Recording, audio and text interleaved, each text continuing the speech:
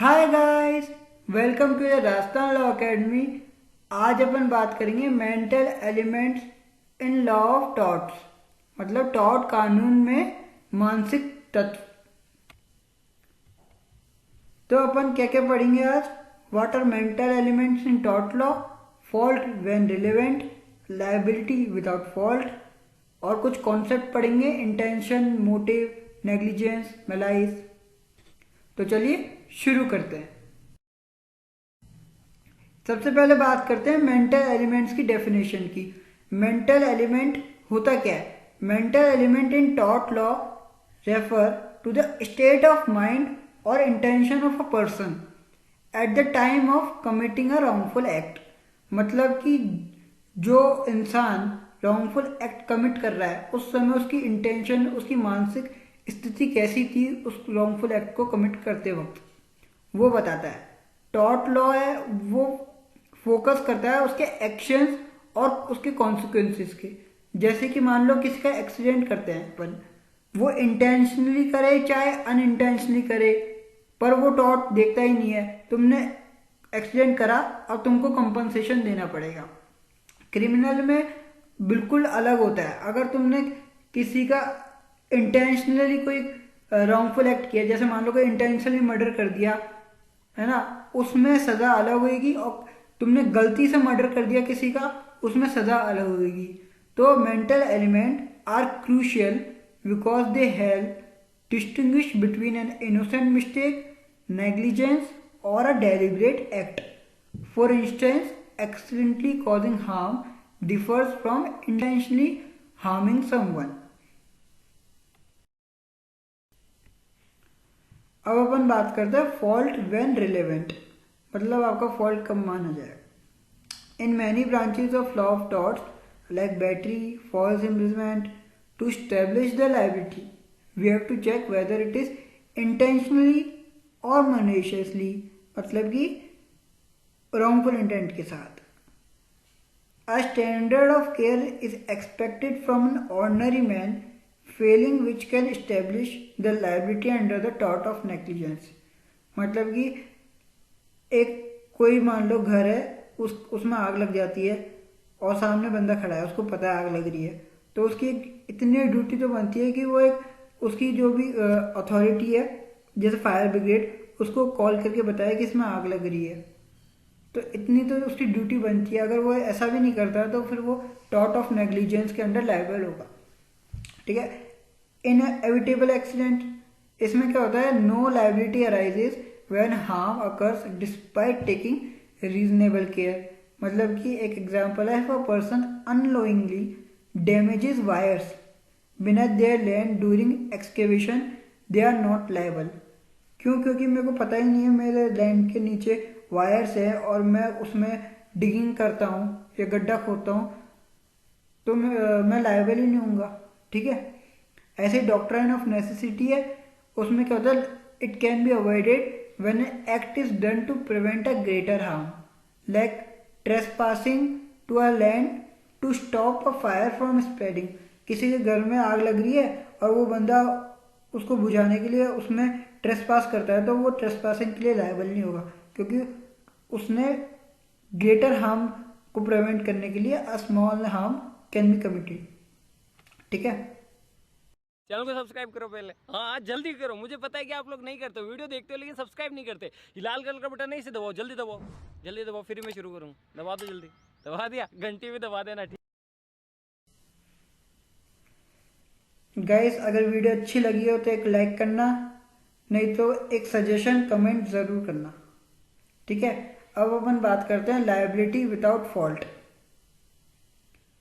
There are certain areas where mental element is quite irrelevant and the liability arises even without any wrongful intention or negligence on the part of the defendant. Example, जैसे tort of conversion. Conversion क्या होता है कि मान लो मेरी घड़ी मैंने तुमको दी और मैंने 15-20 दिन के लिए दे दी और तुमने ये सोचा कि अरे इसने तो अब मेरे को हमेशा के लिए दे दी, और तुम उसको सेल कर देते हो, तो घड़ी तो मेरी रहेगी वो, और तुमने सेल कर दी, तुमने बेनिफिट ले लिया, तो तुम टॉर्ट ऑफ कन्वर्जन के अंडर लायबल हो। एग्जाम्पल इसका देखते हैं, an auctioneer selling goods under the authority of a customer with no valid title is liable for conversion even if the auctioneer honestly believe the customer was true owner, liability तब भी arise होगी। ठीक है, vicarious liability बहुत अच्छा example है कि a principal is held liable for wrongful act of their agent regardless of the principal intention और डायरेक्ट इन्वॉल्वमेंट। मतलब कि कोई भी एजेंट ने कोई भी एक्ट रॉन्गफुल एक्ट कर देता है प्रिंसिपल के कोर्स ऑफ एम्प्लॉयमेंट में, तो वो लायबल होगा।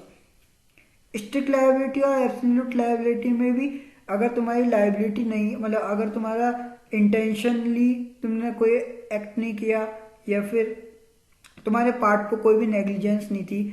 रायलैंड वर्सेस फ्लेचर और MC Mehta versus union of India में जो रॉन्गफुल हुआ जिसने भी किया वो इंटेंशनली नहीं किया और उसकी नेग्लिजेंस भी नहीं थी कोई, तब भी वो लायबल हुए थे क्योंकि इसमें स्ट्रिक्ट लायबिलिटी और एब्सोल्यूट लायबिलिटी को एस्टेब्लिश किया था।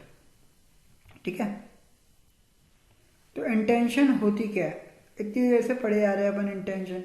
इंटेंशन मीन्स अ डेलिब्रेट, मतलब कि इच्छा, अपनी इच्छा अनुसार जानबूझकर, है ना। एंड कॉन्शियस मतलब सोच समझकर, conscious decision to cause harm और कमिट अ रॉन्गफुल एक्ट, है ना। ये स्ट्रॉन्गेस्ट मेंटल एलिमेंट है किसी भी रॉन्गफुल एक्ट के लिए। As the person knew the consequences and still choose to act. Example देखते हैं, जैसे असॉल्ट है। असॉल्ट में क्या होता है, a person raising their hand to hit someone, clear intent to harm करने के लिए तो उठा रहा है उसका हैंड, तो वो इंटेंशन था ही। ऐसी फॉल्स इम्प्रिजमेंट में भी deliberately locking someone in a room constitutes intention. ठीक है, अब अपन देख मोटिव। मोटिव क्या होता है, motive refers to the underlying reason और पर्पस बिहाइंड एन एक्ट। मतलब आपने कोई इंटेंशन करी मारने की, क्यों करी उसको मारने की, वो है motive. Unlike intention, motive explains why a person acted in a certain way but does not necessary affect there liability in tort law. Example देखते हैं, a neighbour destroying another property out of revenge has a clear malicious motive, मतलब bad motive, है ना। Intention और motive में difference यही है कि इंटेंशन फोकस करता है व्हाट समवन एम्ड और wanted to achieve, while motive focus करता है व्हाई दे एम और वांटेड टू अचीव इट, है ना। एग्जाम्पल इसका भी देख लेते हैं कि intention to harm reputation establish liability while the motive is secondary but may influence the court decision on damages. ठीक है, ठीक है। अब अपन देखते हैं malice. Malice involves an intentional act driven by ill will और spite. Unlike intention, malice focuses on the wrongful motive behind the action. मतलब रॉन्गफुल मोटिव ही कह सकते हैं इसको एक तरीके से। इसका एग्जाम्पल देखते हैं, defamation cases often consider malice where false statements are made with the intention to harm someone reputation. Second example देखते हैं, if someone publish a false humor to harm another reputation, it shows clearly malice and they will be liable। ठीक है, एक तरीके से bad motive ही कह सकते हैं इसको। तो कंक्लूजन क्या हुआ इसका कि mental elements are crucial to determine the severity of liability and insuring the justice is serve but is generally applicable in criminal wrongs, है ना। और इसके कुछ एक्सेप्शंस है जहां ये इंटेंट है वो इररिलेवेंट होता है to establish the liability. I hope guys ये वीडियो आपको अच्छी लगी होगी। अच्छी लगी हो तो एक लाइक करना, कोई भी डाउट आया तो नीचे पूछना, कोई भी सजेशन हो तो कमेंट करना। Thank you, stay tuned for more videos.